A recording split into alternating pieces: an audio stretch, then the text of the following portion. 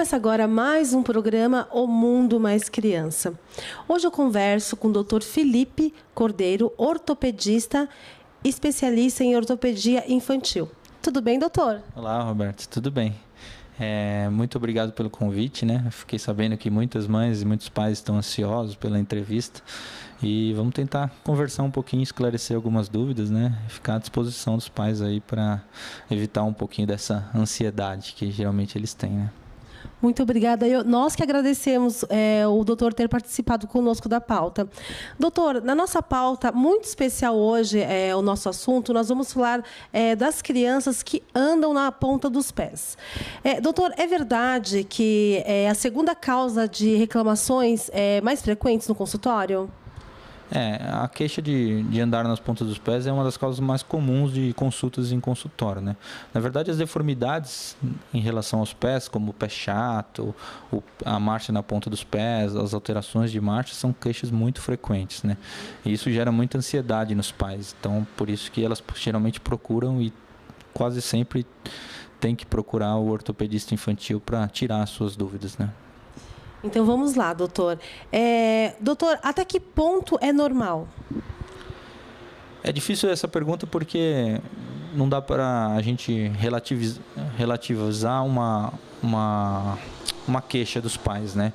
Então, assim, a marcha em equino, geralmente, que é a marcha na ponta dos pés, geralmente é uma questão mais postural do que realmente alguma coisa patológica ligada a alguma doença, né? As crianças, elas tem alterações durante o desenvolvimento, né? E a marcha é uma parte importante desse desenvolvimento. Então, as crianças geralmente elas começam a andar com 1 ano e 2 meses, né? Se não tiver nenhum atraso neuropsicomotor.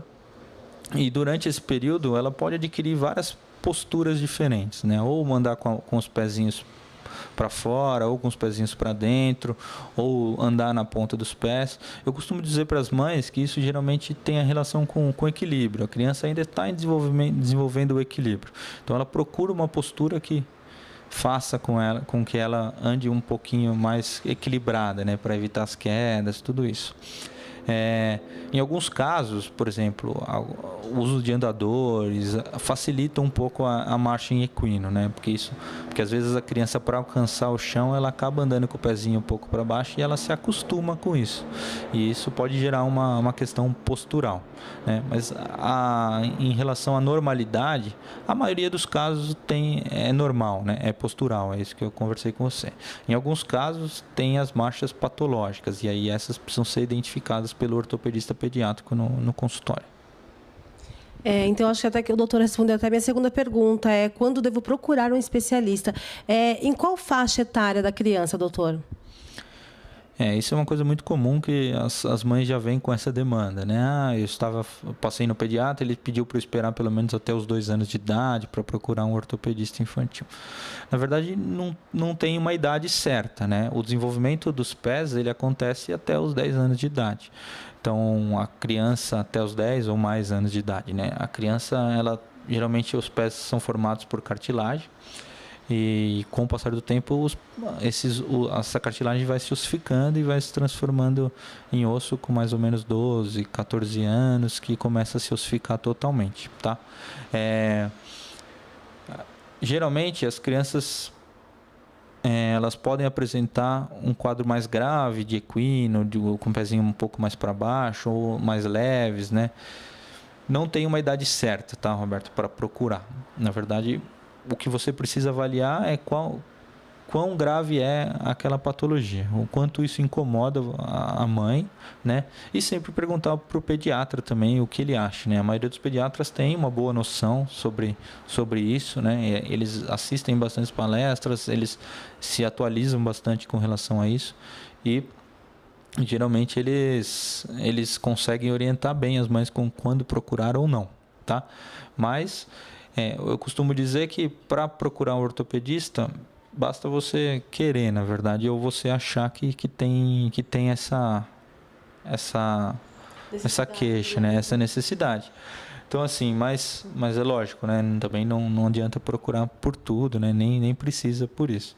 Geralmente as crianças que conseguem apoiar todo o pezinho no chão, né? Geralmente só andam nas pontas dos pés, geralmente essas crianças têm uma rigidez menor, né? Então essas crianças geralmente é uma coisa mais é mais postural do que patológico, né?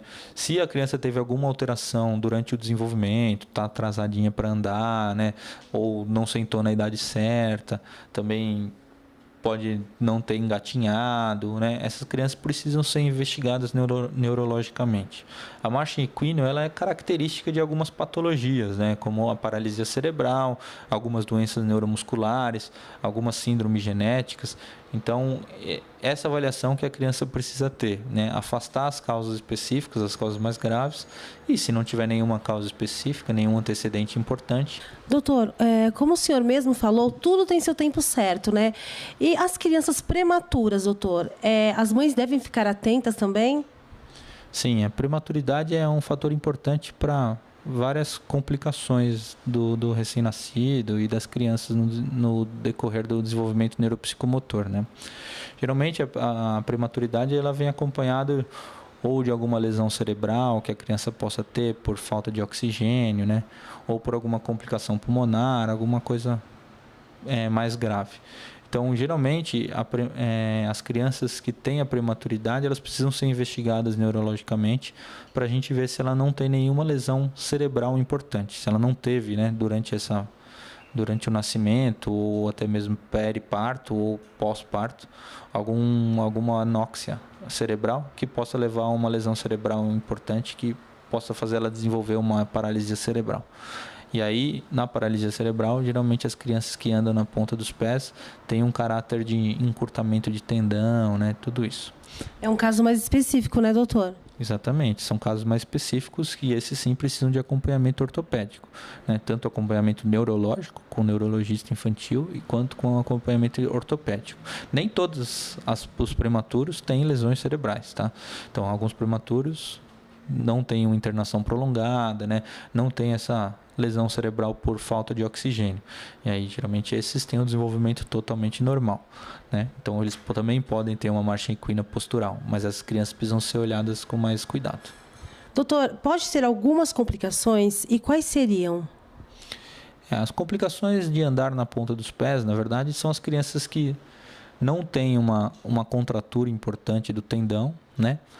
Virem a formar uma contratura. Né? E aquele pé que seria um pé flexível, um pé que ela consegue apoiar totalmente no chão, virar um pé realmente rígido, né? Em equino, um pezinho para baixo. Então, essas crianças, o estímulo das crianças precisa ser feito para que elas andem com o pé todo apoiado, né? E fazendo alongamento da região posterior da perna, do tendão de Aquiles. Existem outras causas, né? Que na verdade são mais patológicas aí, que pode ter alguma anormalidade ali na região dos ossinhos do pé, né? E esses pacientes também precisam ser acompanhados pelo ortopedista. Às vezes precisam de cirurgias para reparar, ou às vezes precisam de tratamentos com botas gessadas, essas coisas. O pé torto congênito, que é uma patologia específica, que geralmente tem relação com a parte postural dentro do útero, esses pacientes eles precisam de trocas gessadas. Então eles têm, além do pé para baixo, do pé em equino, eles têm outras deformidades no pé, né? Então é uma patologia específica que deve ser tratada, mas geralmente isso é identificado logo ou no ultrassom ou logo no nascimento, né? Então não se trata do início da marcha como a gente está falando. Entendi, doutor. Doutor, muitas mamães ficam preocupadas, às vezes ficam nervosas e acabam brigando com a criança. Anda direito, anda com o pé no chão. Tem aqueles mitos que a criança tem que andar descalça. Eu não sei se é mito ou verdade, né, doutor? Eu gostaria que o doutor passasse um recado para as mamães que muitas vezes ficam nervosas e... Será que vale a pena brigar com a criança, doutor? Na verdade, a educação não resolve com briga, né? Na verdade, a gente precisa... o que eu costumo dizer é você precisa conversar com o seu filho, né? E mostrar para ele quanto é importante ele andar com o pezinho no chão. Às vezes não é uma questão dele, né? Dele querer ou não. Na verdade, às vezes ele até se esquece e acaba assumindo a questão postural durante corrida, essas coisas. Então, na verdade, às vezes ele precisa realmente de um pouco de alongamento, um pouco de fisioterapia. Então, o trabalho dos pais, ele é importante sim na orientação, mas não através de discussão, né? Na verdade, através de orientação mesmo. Mas associado a isso, geralmente esses pacientes precisam de uma fisioterapia, né? De um alongamento. Existem, como você falou, né? Existem alguns mitos e verdades, né? Na verdade, a questão do pé, de andar descalço, não é nenhum mito, né? Na verdade, a gente sabe que quando as crianças andam descalço em diferentes texturas, ela acaba fortalecendo bastante a musculatura que é intrínseca do pé. Então, para os pacientes que têm o pezinho mais chato, né, geralmente a gente acaba orientando isso, porque as crianças elas têm uma frouxidão ligamentar maior do que os adultos. Isso faz parte do desenvolvimento da criança. Por isso que a maioria das crianças tem o pezinho chato, não tem a curvinha do pé. Então essas crianças elas precisam andar bastante tempo descalço, né, para ele sentir o chão, sentir as diferentes texturas e isso fazer com que ele fortaleça bastante a musculatura intrínseca do pé. E isso vai fazer com que ele forme o arquinho mais para frente, né? Outra coisa que também é muito requerido no consultório é a questão do uso de órtese, de bota ortopédica, né? Das famigeradas palmilhas, que geralmente se usava muito antigamente, né? Então, lógico, existem algumas indicações, né? Para órtese e alguns tipos de bota que a gente chama, né? Mas hoje em dia as botas clássicas que a gente usava para tratar pé chato, que é flexível, né, que geralmente a criança não tem dor, ou até mesmo por esse pé que a criança que anda com a ponta dos pés postural, né, isso acabou, né? Na verdade a gente não usa mais essas botinhas assim, porque a gente viu que na verdade as crianças começavam a ter dor quando a gente introduzia. Entendi. Então a criança, na verdade, sentia dor, é isso, doutor? Algumas sim, né? Então, na verdade, a gente acabava agredindo um pouco sem ter um ganho muito específico, né? Então, tiveram alguns estudos, né, importantes lá dos Estados Unidos já, de 15, 20 anos atrás, que mostraram que as crianças que desenvolviam o arco do pé com a botinha, elas iam desenvolver mesmo sem o uso da bota, né? E o que era mais importante, na verdade, era andar descalço e fortalecer bastante a musculatura do pé. E muito mais confortável também, né, doutor? Exatamente, né? A gente acabava transformando uma coisa que era fisiológica da criança, né? Aquele pezinho mais chato, e acabava introduzindo um dispositivo ali que completamente estranho no calçado.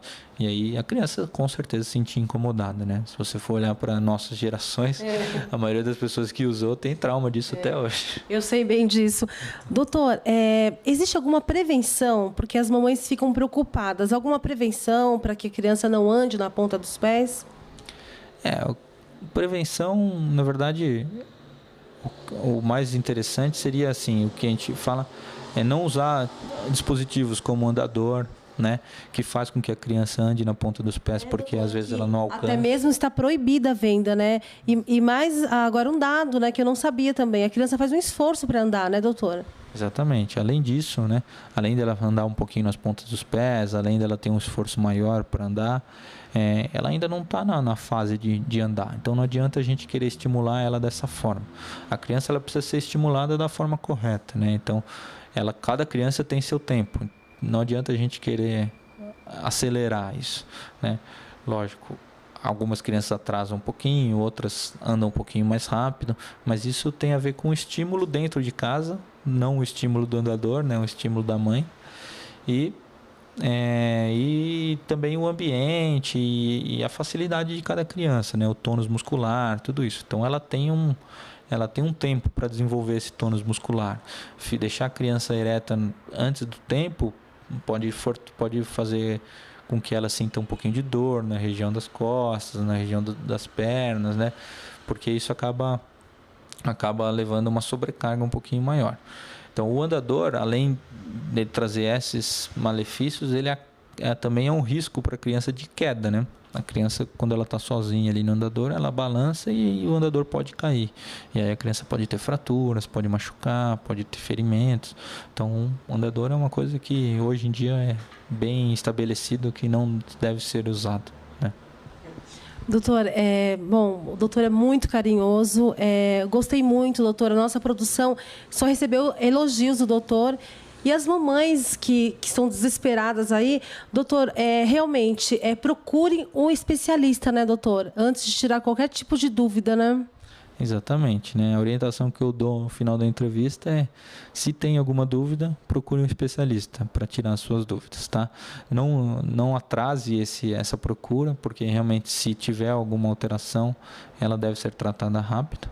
E se não tiver nada, ele com certeza vai orientar você ou vai tomar as medidas corretas para ter o segmento correto. Porque existem casos e casos, né, doutor? Exatamente, né? Na medicina é assim, nenhum caso segue totalmente o protocolo, né? Então existem casos e casos, e cada caso deve ser estudado da forma correta, tá bom? E agradeço vocês pela entrevista, pela possibilidade de fazer parte. Espero ter esclarecido muitas dúvidas aí, e quem quiser me procurar também fique à vontade.